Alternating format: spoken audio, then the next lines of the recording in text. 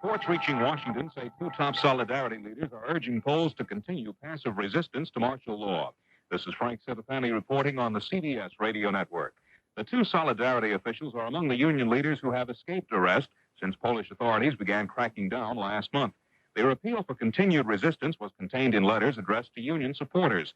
Both leaders advising against active resistance, though, saying too much blood had already been spilled. But one called on workers to prepare for a general strike by forming secret strike committees. The Polish government says grain production will have to be tripled to meet minimum food requirements. Reports reaching the West quote Polish officials as saying farmers have been hoarding grain. The Soviet Union has pledged to pump nearly $4 billion into the Polish economy to help get it back on its feet. More CBS News after this. Last night I was walking my dog when suddenly he breaks away and runs into the street. A truck was heading right for him. Boy, was I scared. But thanks to his heart's-reflecting collar, the truck stopped in time. The driver saw the collar glow before it was too late. Protect your dog or cat right now with the Hearts 2-in-1 Plus Nighttime Safety Reflecting Collar, the first flea and tick collar that reflects oncoming car headlights and kills fleas and ticks for 5 months. The Hearts 2-in-1 Plus Reflecting Collar. Now the Hearts Flea and Tick Killer can be a lifesaver, too. Weekdays on CBS television. Don't miss your favorite daytime dramas. Follow the continuing stories of people loving, hurting, and needing each other. Their lives changing every day, full of turmoil and triumph on The Young and the Restless. Then, it's romantic intrigue and hidden desires on As the World Turns. Be sure to watch The Young and the Restless and As the World Turns, weekdays on CBS television. More than 24 people are reported dead as the result of torrential rains and the accompanying floods and mudslides in Northern California. And officials are afraid many more victims will be found as crews dig through tons of earth that buried homes and destroyed roads and bridges. CBS News correspondent Barry Peterson in San Francisco says the property damage is staggering. State officials are now saying that the damage is going to run probably in excess of $100 million for the 6 counties hardest hit. That's what they are assessing at this point. But they say that by the time they get a chance to get out and around in some of the more remote areas and see just how much damage has been done, they expect that number to go up significantly. Some areas have been cut off, roads blocked or washed out by floodwaters, and they're just getting kind of plugged back into civilization today. So the damage estimates are very, very rough, and by all indications could go a great deal higher. Correspondent Barry Peterson. Governor Jerry Brown and President Reagan are taking steps that will make emergency assistance available to those in the hardest hit areas. John Cardinal Cody has been transferred to the coronary care unit of a Chicago hospital. Doctors say the 74-year-old prelate is in serious condition. He was hospitalized late last month for treatment of a chronic heart condition. Henry Fonda is back home after spending 7 weeks in a Los Angeles hospital for treatment of a heart ailment. Fonda is 76. The Reagan administration has just about completed work on its fiscal 1983 budget. The plan is expected to call for some new taxes, massive cuts in social spending, and a big increase in defense outlays. Ike Pappas says the defense budget could total $248 billion. Precise costs of weapons and equipment are still being computed based on recently revised inflation figures. However, the total should amount to an increase of some $35 billion in defense spending over this year, or roughly 15.5% more. Highlights of the new budget to be sent to Congress early in February include, for the Army, additional funds to purchase more M1 Abrams super tanks. For the Air Force, money to begin production of the first 7 B-1 bombers. For the Navy, 2 more nuclear aircraft carriers. In addition, a substantial portion of the new defense budget will be devoted to pay raises for the military. Budget Director David Stockman is not expected to make an effort to cut defense spending as he did last year. The main opposition, according to defense sources, will come from Congress, which is expected to be less inclined to accept further reductions in domestic spending programs for the sake of rapidly rising defense spending. Ike Pappas, CBS News, The Pentagon. Now this.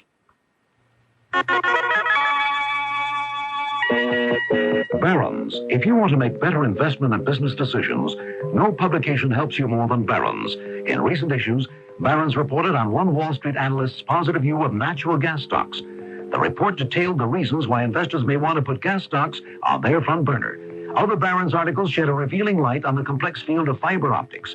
Brought you the rags to riches story of the clothing makers who are prospering despite the recession and reveal the possible golden opportunity investors may still find in South African mining stocks. Week after week, Barron's can help you make money or avoid losing money. Barron's, the National Business and Financial Weekly from Dow Jones. And now you can get 26 weeks of Barron's for only $28. To order, call toll-free in the continental U.S. 800-648-5321. Except in Nevada. That's 800-648-5321.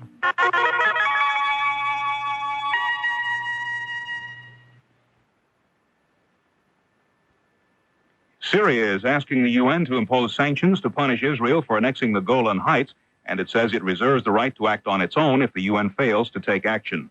Final figures in on 1981 new car sales, leaving no doubt it was Detroit's worst year in 20 years. Frank Setapani, CBS News.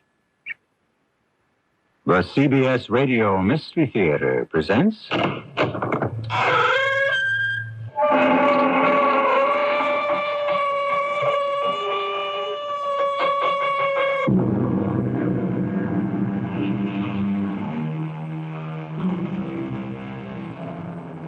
Come in. Welcome. I'm E.G. Marshall. Keep in touch. Don't forget to keep in touch. How often have you said that? Or had it said to you? Sometimes carelessly, a mere formality. Other times earnestly, as though it was a matter of some importance. Now and again, with a feeling of desperation, as though the fate of a relationship depended upon it. Can I help? I don't see how. You know I want to. I want to help you any way I can. Well, if it wouldn't be too much trouble, would you sit here next to me? Of course I will. Now what? Nothing. That's all.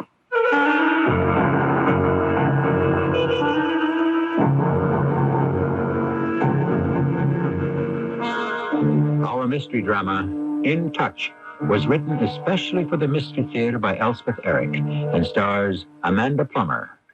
I'll be back shortly with Act One. If you like book bargains, you're going to love Walden Books Buy 'em by the Inch sale. Until January 26th, you can save extra money on our already low-priced collection of bargain books. If your stack of bargain books is high enough, Walden Books can save you up to 20% more. And we have some great bargains to choose from, including recent bestsellers like The Devil's Alternative, Little Gloria, and The Fifth Horseman, plus a special selection of Betty Crocker cookbooks. So come on in before January 26th and measure your extra savings on bargain books at Walden Books. Many home repairs don't require a workshop full of tools. Just a few well-designed tools with a variety of uses, like the original vice grip locking pliers from True Value hardware stores. Hi, Pat Summerall to say a pair of 7-inch straight-jaw vice grips with famous instant lock and release action are just what you need to clamp wood, turn bolts, and more.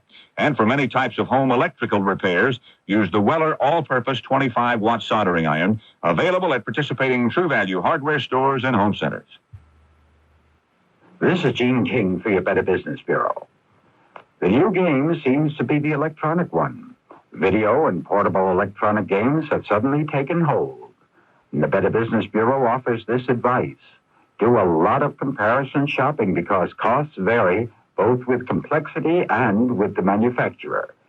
Play a wide variety of games, too, and find out which ones you prefer and then read your warranty carefully. Most electronic games come with limited warranties, but some don't. If yours doesn't, check out the store's repair and exchange policies. The availability of repairs should play an important part in your choice, as should the additional expenses of different so-called software packages. But most importantly, buy your game from a reputable dealer where you can count on the staff's knowledge and service. A tip from your Better Business Bureau.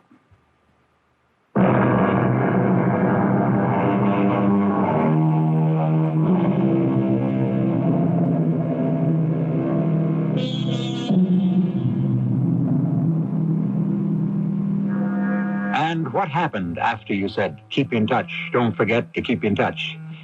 Was it a letter every so often? Was it an occasional phone call? Was it a card on the 25th of December reading Season's Greetings? Or was it nothing at all? And you, what did you do when someone said, keep in touch? Did you write? Did you phone? Did you send a Christmas card? Or did you let that person slip quietly out of your life, become a memory? Or perhaps not even that? I was spending the summer with Dr. Abramowitz, an old and dear friend of my father's, in a pleasant suburban town where he had a comfortable practice. I just finished working my way through medical school and was ready for a few months of loafing and listening to Dr. Abramowitz. One morning, early, I came down to breakfast to find him on the phone.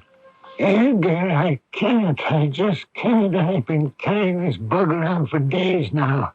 If I don't get some rest, I'll be no good to anybody. I know. Well, tell her to double the dose, see if that helps. And tell her doctors get sick, too. Just like other people. Thanks. Not feeling so good, huh? Running a fever of 102. Darn virus all over town. Now Edgar Bartlett wants me to take a look at his daughter. But he knows I can't help her. Same old thing, nothing to be done about it. So what's her trouble? Headache. He expects you to make a house call for a headache? Well, her headaches are something else again. Mean, violent, devastating. Not migraine? No, not migraine. Gotta find out what they are. I got a tight belt around her head, she says. Heavy pressure between her eyes. Bad taste in her mouth. Nausea. Stops eating completely. Says she never wants to eat again. How often do they occur, the headaches? 2 or 3 times a year, sometimes more, sometimes less. No indication of what brings them on. Matter of fact, no indication of why they finally go away. They can last as long as a month sometimes, and believe me, that girl goes through purgatory. Listen, how would it be if I went over to see her? My dear boy, just out of med school, and you think you're a doctor already? No, I never. Forgive my presumption. Well, still, couldn't hurt. Nice young fellow like you. Couldn't hurt a nice young girl like Ellen Bartlett. Now, I wouldn't presume to diagnose or prescribe. I know that. I trust you. Go ahead. Go see her. It was a beautiful day, and I walked the half-dozen blocks to the Bartlett house, wondering all the way why I was going there and what I would do when I got there. Perhaps Dr. Abramowitz had been right, a medical student fresh out of school, thirsting to confront a real patient.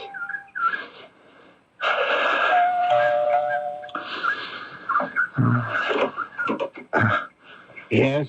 I suppose I should have phoned first or asked Dr. Abramowitz. I talked to Abramowitz half an hour ago. Yes, I know. I was there.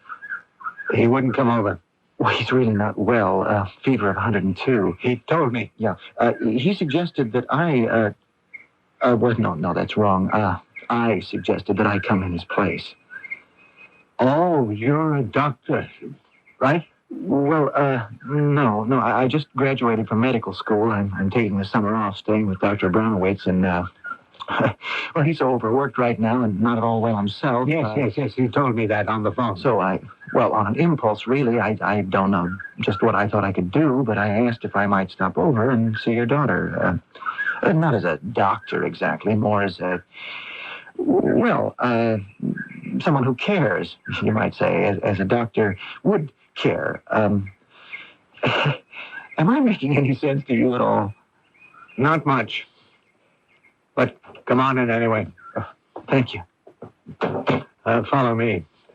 Ellen's on the chaise in the living room.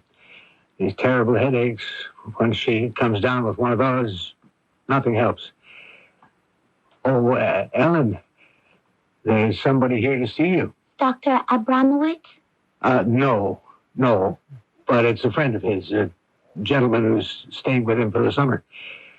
I don't think you told me your name. Oh, Post. Daniel Post.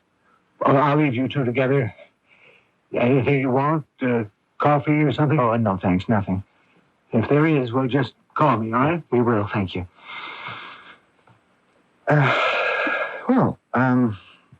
Is it all right if I sit down over here?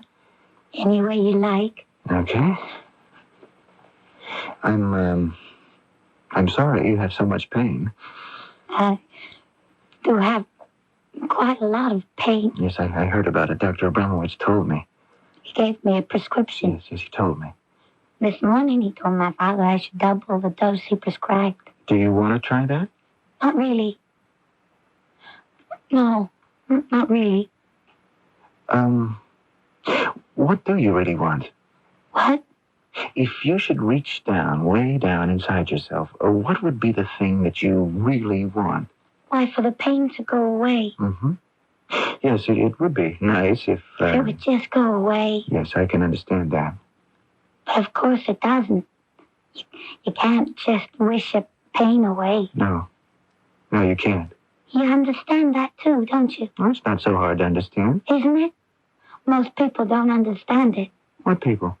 Oh, all of them. The ones that say there's nothing wrong with you. You're imagining the whole thing. You just want attention, stuff like that. Well, what's wrong with that? With what? With wanting attention. When you're in pain. Well, I mean, you can't expect everybody to just drop everything and pay attention to you. I mean, that's not fair. Or right. It's not grown up. It's not reasonable. But there's nothing wrong with wanting it. The world doesn't revolve around me, you know.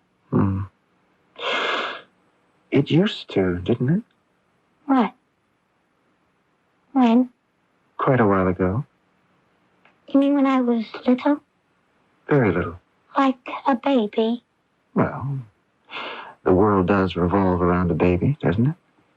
Does it? Well, I should think so. For the baby, the world is mother.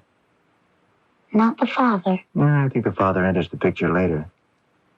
You know, when I'm feeling very helpless and incompetent, lonely, unappreciated, sometimes I feel I'm a baby again.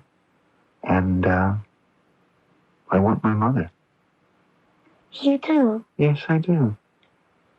I want her to put her arms around me and tell me everything will be all right and that I'm loved and cherished and understood and there's nothing hiding under the bed waiting to get me. I never had a mother. Oh? How did you get here? I don't know. I only had a father. No mother at all. Tell me about that. If I had a mother to start with, and I'm not at all sure I did, she was locked up somewhere. Oh? Lots of hush, hush, quiet now. Don't go in there, stay where you are. Don't move. Don't make a sound. And the black shadows up there, big and black and going to burst and drown everything. Drown the house. Drown the dog. Poor little thing. Sharp, jaggedy spear goes through your head. Lightning. Burns your brains out, makes you stupid. Dodge, duck, hide. Save the dog, save somebody. Hang on. Don't let go. Look out. It'll get you. Hold your breath and count to 10. It's going to get you and you'll crumble into dust. Hush. Don't make a sound and they'll never know. Don't tell. Lie still and no one will know. No one will ever know. Absolutely nobody will ever know. Even after you're dead. She went on like that for almost an hour. I simply sat in a chair and watched her. She sounded like a mad woman. But gradually, her face began to change. The pinched look began to smooth out. Her eyes seemed to clear, her hands relaxed, and then her whole body, until at last she fell asleep. How is she? I don't know, really. She's asleep. Asleep? Oh, my. You think the headache's gone? I don't know. I wouldn't want to wake her up to ask her. Must be. She couldn't sleep like that if it hadn't left her. Oh, great Scott. She looked so happy. I don't think I've ever seen anyone look that happy. Like a child. What did you do to make her look like that?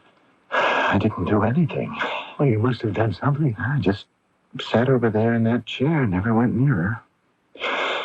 I was getting ready to leave. I might as well. No, wait a second. You look awful. I do? Yeah, you're pale. You look exhausted. When I look at you, you're shaking all over. So I am. And I'll be running along. You're quite sure you're all right? Oh, quite sure I'm fine. Except that I seem to have this awful headache. I hoped the fresh air would help, but it didn't. All the way back to Dr. Abramowitz's, my head felt clamped in a sort of steel helmet. Waves of nausea swept through me.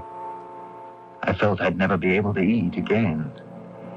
And between my eyes, my nerves started to crackle.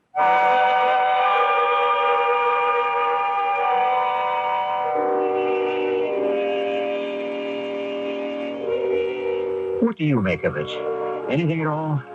Perhaps when the afflicted girl Ellen wakens from her sleep, she'll be able to shed some light on the puzzle. I hope so. But for that, we shall have to wait for the second act.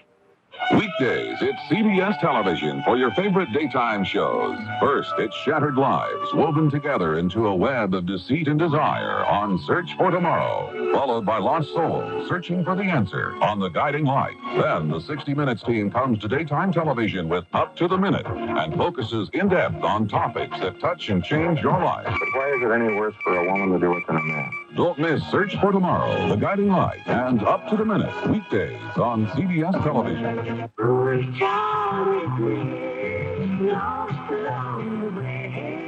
Dolly Parton wrote and recorded this beautiful song for UNICEF. You can help too. Your support can bring medical care, clean water, and proper nutrition to millions of children in desperate need all over the world. For information, call toll-free 800-228-1666 or contact your local UNICEF committee.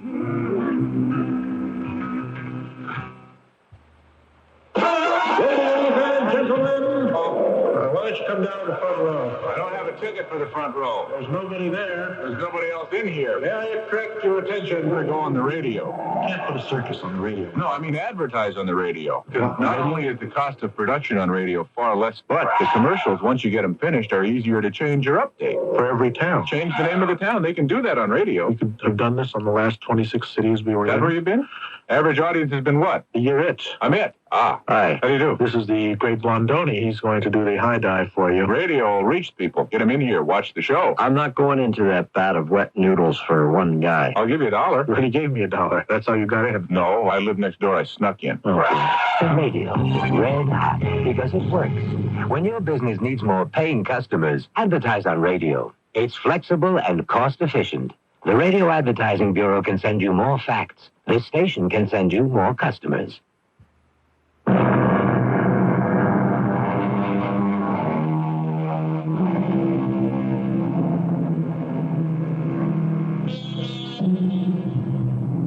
We're going to have to wait a while longer before we discover Ellen's reaction to the seemingly miraculous removal of her symptoms. For there is another person involved here, Edgar Bartlett, her father, who admitted the young medical graduate Daniel Post to the house and left him alone with the suffering girl. Mr. Bartlett's reactions, too, are worth observing. Strange. Very strange. I thought of running after the young man, but I didn't. I am by nature a conservative man and a reticent one, and I seldom do anything on impulse. As the summer wore on, Ellen seemed completely cured of her headaches. I began to hope that they had somehow been exorcised, if that's the word I want. But they hadn't. One morning, as autumn was starting to crisp the air, she didn't come down for breakfast, and I went up to her room. Is that you, Father? All right to come in? If you want to.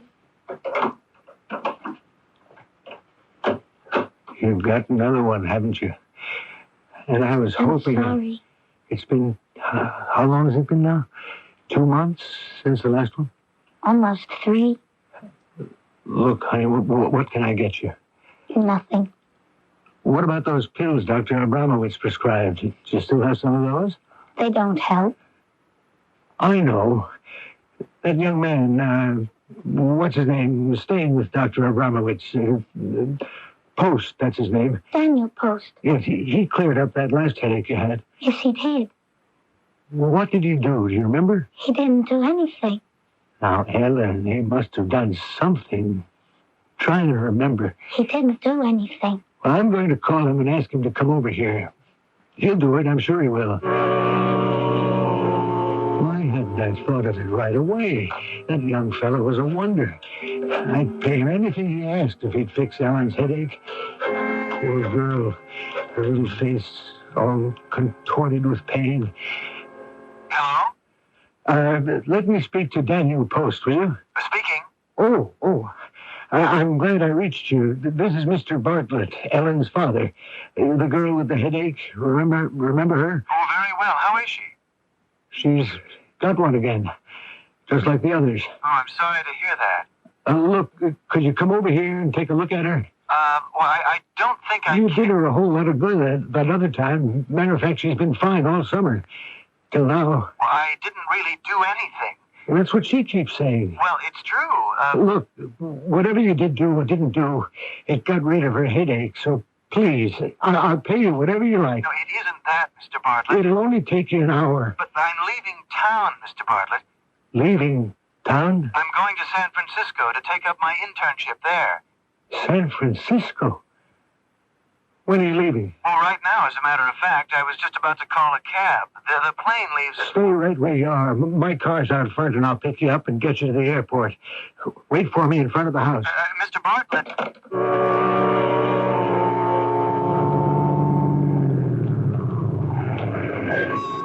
Hop in. Throw your bag in the back seat. Oh, sir, very kind of you to do this. Oh, I'm not doing it to be kind. How long are you going to be in San Francisco? A year. A year? A whole year? It's my internship. That takes a year. Well, I have to find out what to do about Ellen. The headaches. I wish I could tell you. Start with when I went out of the room and tell me everything after that. Come on now, I have to know. As near as I can remember, I said I was sorry about the pain, and she said it was pretty bad, and I said, if you could have anything, something like that, outside of the pain going away, what would you want most? I really can't remember just how the conversation went. Try. She said people told her she was trying to get attention or something like that. I may have said that to her sometime or other. She said the world didn't revolve around her. That sounds like something I might have said. And I said, what did I say? I said it used to revolve around her when she was a baby. What made you say that? Well, it's true, isn't it? The baby's mother. For the baby is the entire world.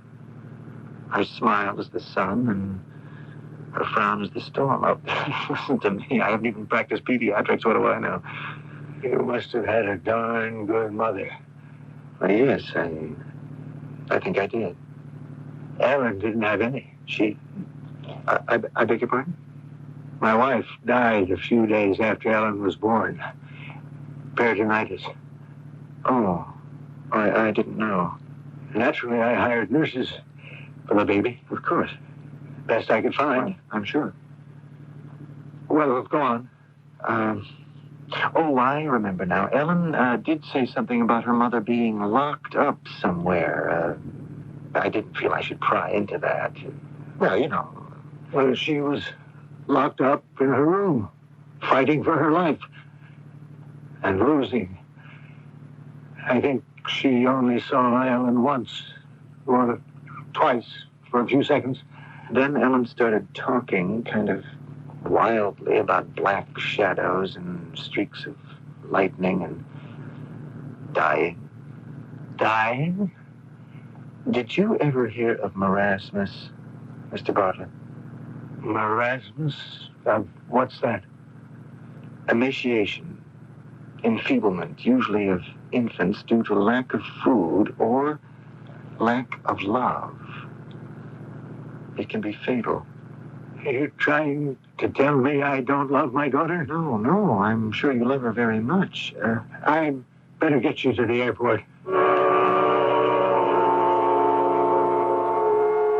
I put the young man on the plane for San Francisco and said goodbye.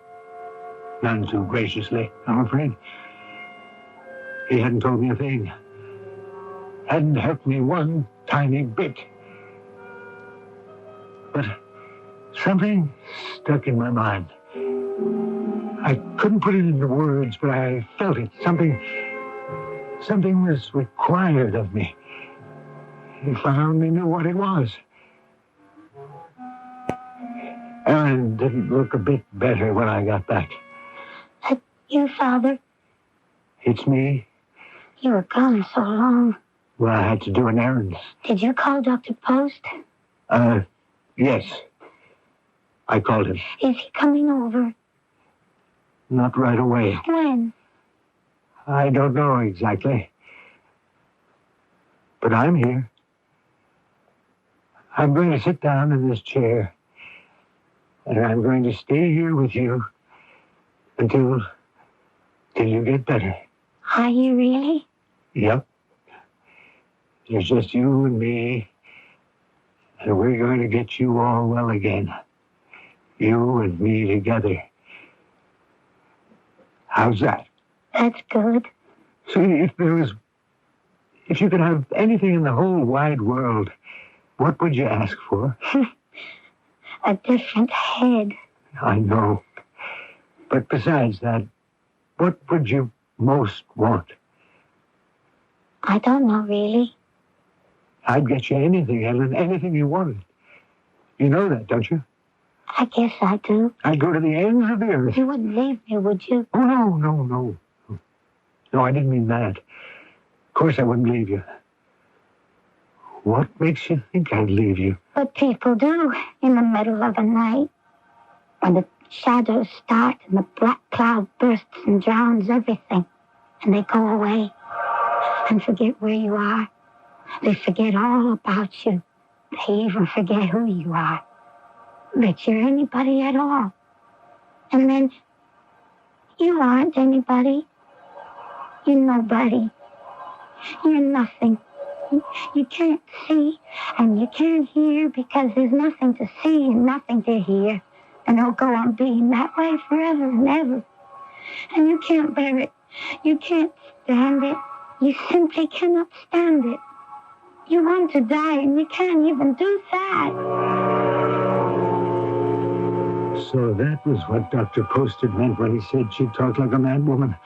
I gripped the arms of the chair and held on. Simply held on. I was no doctor. I was a simple-minded man with no experience to tell me what to do when something like this happened. Ellen, honey. Head still hurt? Yes. Sweetheart, would it bother you? Would it be all right with you if I came over there and sat on the edge of your bed? I don't know. Now we're going to ride this thing out together, aren't we? Aren't we going to fight this thing through together, the two of us? We are, aren't we? Yes. You bet we are.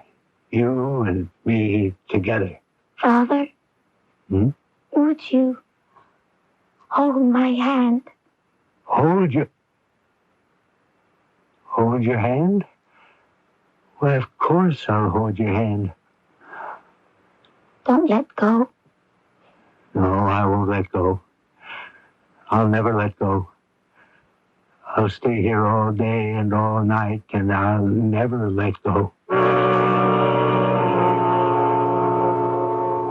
I guess it took about an hour for the creases in her face to smooth out and her breathing to become light and regular. But by that time, she was fast asleep. I didn't move, though. I sat on the edge of her bed and held her hand the rest of the day and all night. I'd promised I would, and I did.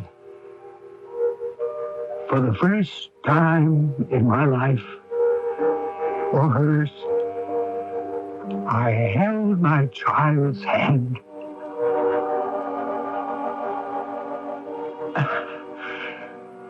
After a while, my head started to throb. Waves of nausea swept over me. The rigid band around my head started to tighten and tighten. But I held on. I held on. And my daughter's pain became my own.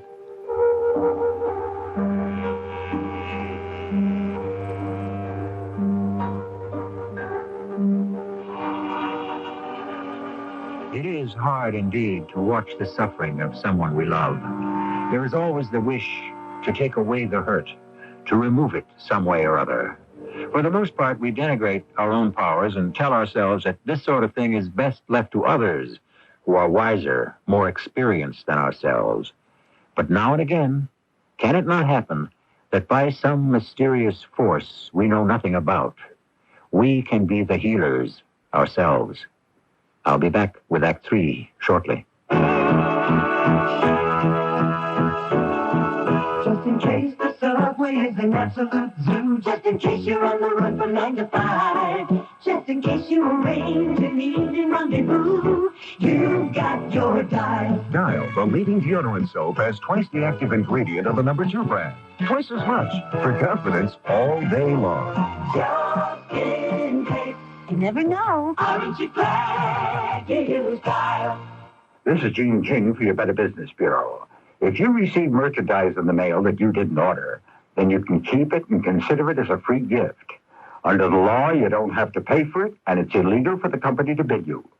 Only clearly marked free samples and merchandise mailed by charitable groups asking for a contribution can be mailed to you in the first place without your prior consent. And even in these cases, you can consider the merchandise as a gift. A tip from your Better Business Bureau. Hello, this is Max Moran. Do you have a sight problem that prevents you from reading? I've got good news for you about Choice Magazine Listening, a free service. Every other month, Choice Magazine Listening will send you, free, on phonograph records, 8 hours of selections from leading magazines featuring writers like William Styron, Joyce Carol Oates, John McPhee, Kurt Vonnegut, Art Buchwald, many others. So if you are blind or unable to read regular print, or if you know someone with this problem, write to Listening, Box 10, Port Washington, New York, 11050. We'll also tell you how to get the special record player provided free by the Library of Congress as part of its Talking Book program. So, write Listening, Box 10, Port Washington, New York, 11050, or telephone 516-883-8280. That's 516-883-8280. A public service message on behalf of the nonprofit Lucerna Fund.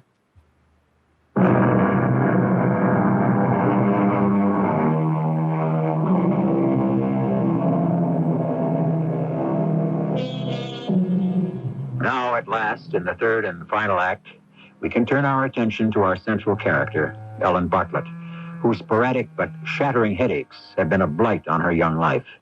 A medical graduate, previously a stranger to her, was able to dispel her symptoms without in the least knowing how he did it. But now his departure for San Francisco has left the problem squarely on the shoulders of her father.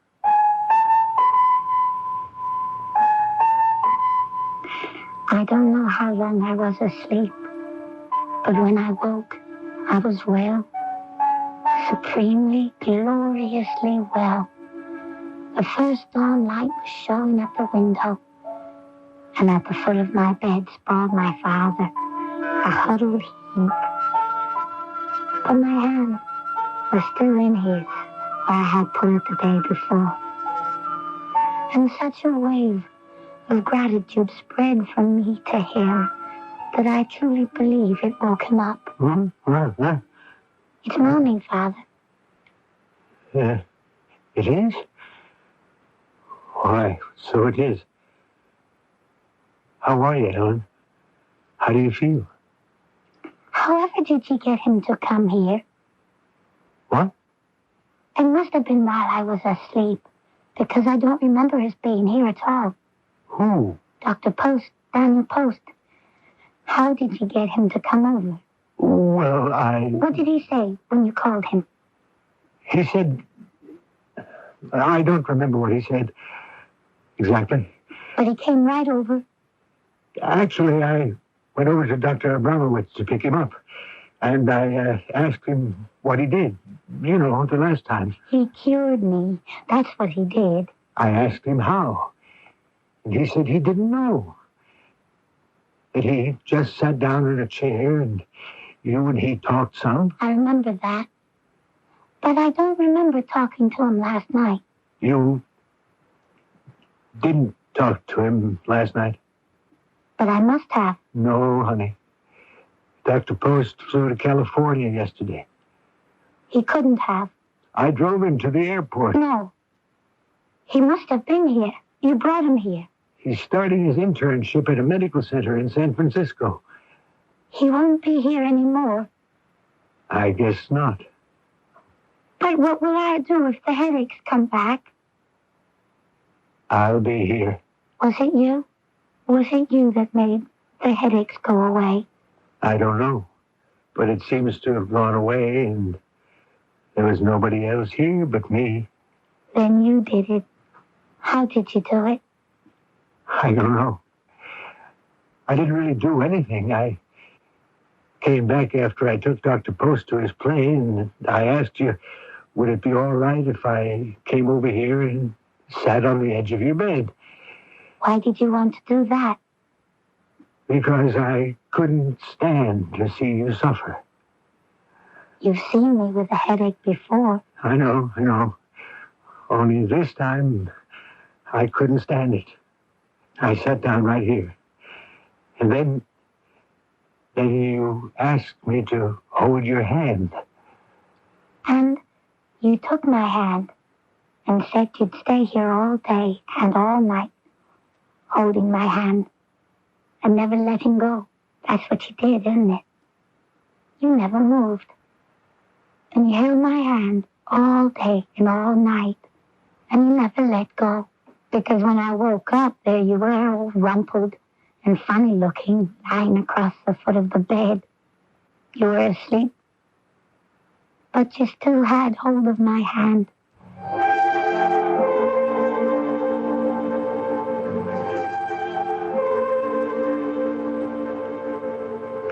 Almost a whole year went by, and I didn't have a single headache. Seemed too good to be true. And I think the reason it was true was because my father was always there.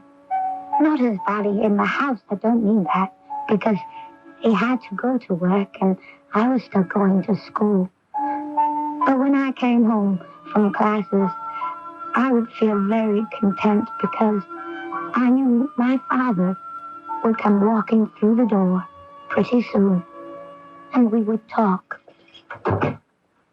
Ellen, you home? Certainly I'm home. Where do you think I'd be? Oh, I thought you might have a date or something. I do, but not till later. Who with? Tommy Olsen. I'm thinking maybe I'll go to the prom with him. Oh, he's asked you? Several young men have asked me. Oh, that's good. Well, then why not? You're so pretty and so sweet. And so intelligent. Yes, and that too. Let's go have a glass of sherry together, shall we? before your date gets here. It was that way all the time. So friendly, so close, so cozy. There was nothing I did that he wasn't interested in. Nothing I said that he didn't listen to, as though it had importance. I felt myself growing, blossoming, turning into something very like a real flesh and blood woman. We talked about life and love, and I was astonished to discover that he didn't know everything about either one, and I was pleased too. He was a father. He was a friend. He was a confidant. He was, at this late point in my life, something like a mother. Tonight's the prom, isn't it? Tonight's the night. You're going with Tommy Olsen, right? No, Dennis Fallon. Well, you said you were going with Tommy Olsen. I forgot to tell you, he got the flu. He called up this morning. He sounded awful. Ellen, after the prom, the graduation and all that, why don't you and I take a trip? Go abroad together. Go to Italy or France or England. Or all three. That would be wonderful. I'll start getting together all those folders and stuff and ask about reservations and hotels. Only there's something I want to do first. Oh, what's that? I want to go to San Francisco. What for? I want to see Dr. Post. What for? I want to talk to him. What about? Oh, things. How long will you be gone? I don't know exactly. A day, a week, maybe longer. But you'll keep in touch with me, won't you? Don't worry. I'll keep in touch. The medical center where Daniel Post was interning was a huge place. I had a little trouble finding him, but finally I did. Sit down. Sit down. You want coffee or anything? No, just to talk to you. You are looking so well. Daniel. What made it happen?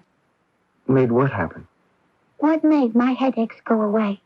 You know something? I don't know. I've got no idea. But you must have. But I haven't. I have a sneaking suspicion, but I don't really know. What's the sneaking suspicion? Being close, being in touch, relaxing with someone, relaxing into someone, if you get my meaning. Knowing that you can trust someone enough to share your pain. It's not easy, to share your pain. For some people, it's very, very difficult. For me, it was impossible till I met you. I think, though I'm not sure, that it was not having a mother when you were little. But then you came along, and I shared my pain with you, didn't I? Yes. Yes, you did. Heaven knows why. Because I loved you. Hold on there. That's why. No, wait a minute, Ellen. That's why I came out here to see you. There are lots of boys at home that tell me they're crazy about me. A couple of them asked me to marry them, but I had to be sure about you first. Please, Ellen. You're the one I love the best. The first. The only one. Please. Tell me you love me. Daniel, please. Tell me you do, or I'll die. No. No, you won't die. Now, wipe your eyes, be quiet, and I'll tell you something. When I finished my internship here, I'm going to take up residency in a psychiatric hospital. And do you know why? Do you know what turned me in that direction? You. You did. I wanted to find out why just talking to you drove out your headache. And why your father holding your hand all night did the same thing. And you don't love me. Dear girl, this is only the second time in my life I've even seen you. But you've been very important. You've changed my life around. if you don't love me, I might as well go home. I think you should. Give my best regards to your father. I will. And Ellen, keep in touch. Don't forget to keep in touch. All the way home, I thought, what if I get another of those awful headaches? I really thought it was love between Daniel and me. It had to be love. Why? Because it felt so good, so right. If it wasn't love, what was it? Finally, the plane landed, and right outside the barrier stood my father, looking anxious and eager. Ellen! Over here, Ellen. Over here. Oh, Father, I'm so glad to see you. Why, now? What is it? What's the matter? He doesn't love me, Father. I was so sure he loved me. I was so sure I loved him. But he doesn't. Doesn't at all. I was a fool.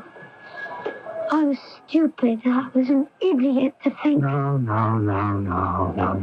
Before we go home, you just come over here and sit down and tell me all about it. Just sit down here and you tell me. Put your head on my shoulder. Let me hold you for a little. Go ahead and cry if you want to. All the people.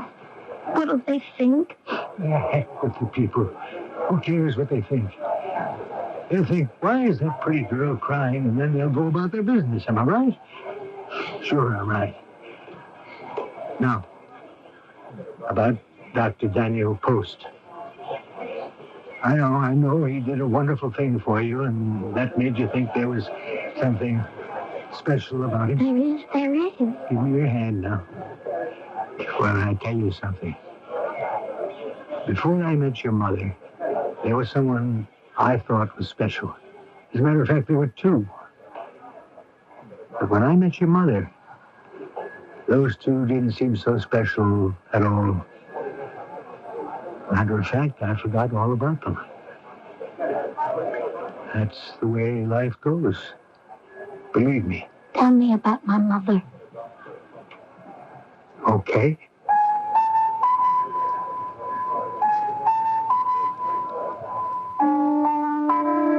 He held my hand and he talked, and I listened. And things started to straighten out and seem not so complicated after all. When I got home, Tommy Olson called up and we made a date for later in the week. I'm married to Tommy now, and we're very happy. And I've never had a single headache since.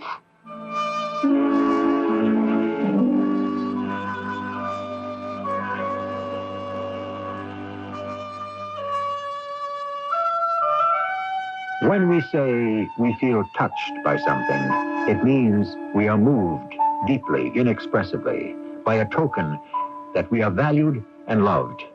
This craving to feel valued and loved begins when life begins, and it never ceases. Never.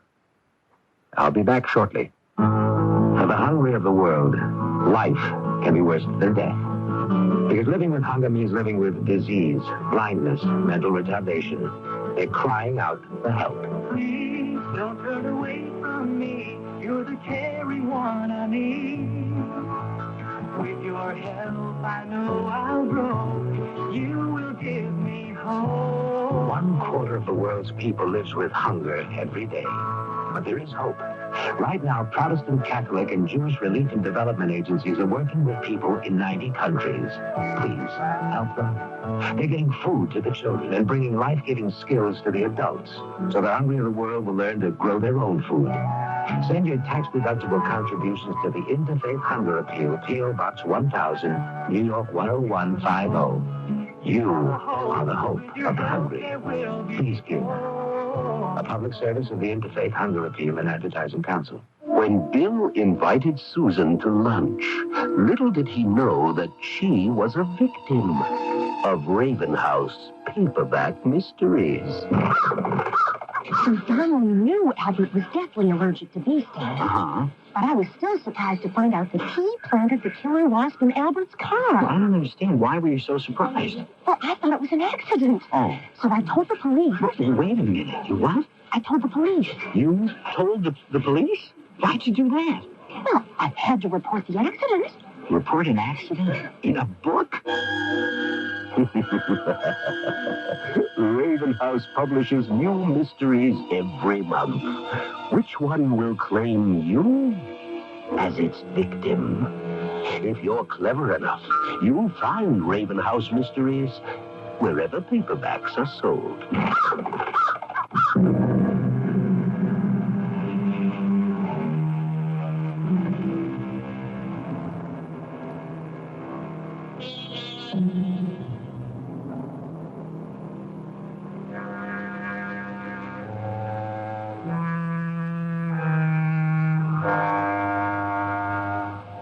It is the mother who touches the child at the start, before the eyes can focus, before words have meaning.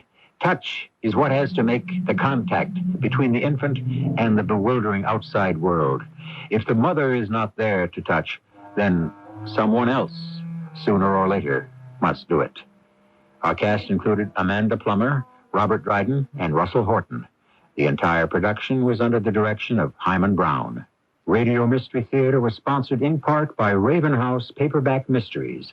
This is E.G. Marshall, inviting you to return to our Mystery Theater for another adventure in the macabre. Until next time, pleasant dreams.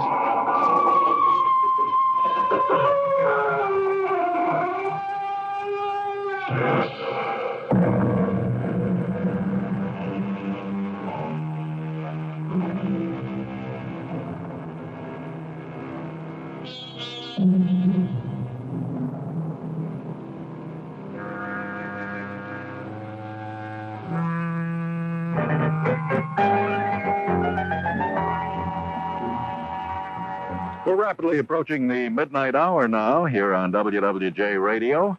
And here are some of the top headline stories that will be coming your way in the next half hour. The Wayne County Apportionment Commission wants another plan to redistrict the county, and our Bill Johnson will have details. There'll be more security at Royal Oaks Kimball High School. We'll tell you why in just a moment. And some needy Michigan residents could get a bigger slice of the cheese. And at the top of the hour, CBS News will cover the world. Also coming up in the next half hour, Auto Report with Al Fleming and Focus on People. Good morning, everyone. For News Radio 95, I'm Alan James, and it will be morning in just about another 60 seconds. For the rest of the morning in Detroit, Weather Command says cloudy with intermittent light snow with an inch or less additional accumulation, cold with lows in the low teens, and then later on, chance for morning snow showers and partly cloudy and cold with highs in the mid to upper teens, and clear, calm, and very cold tonight with lows about 5 above, but rising later on. And then looking ahead to Friday, partly cloudy and warmer with highs in the low 20s. Right now, the humidity is 74%, the winds out of the northwest at 10 miles, the barometer 29.92, and it is currently 24 degrees in the city.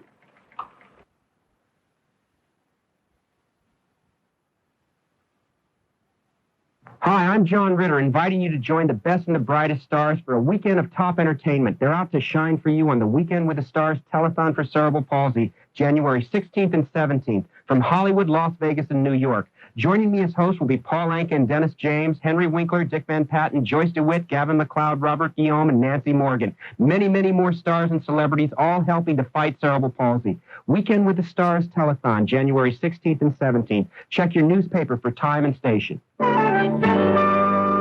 WWJ, people serving WWJ Detroit.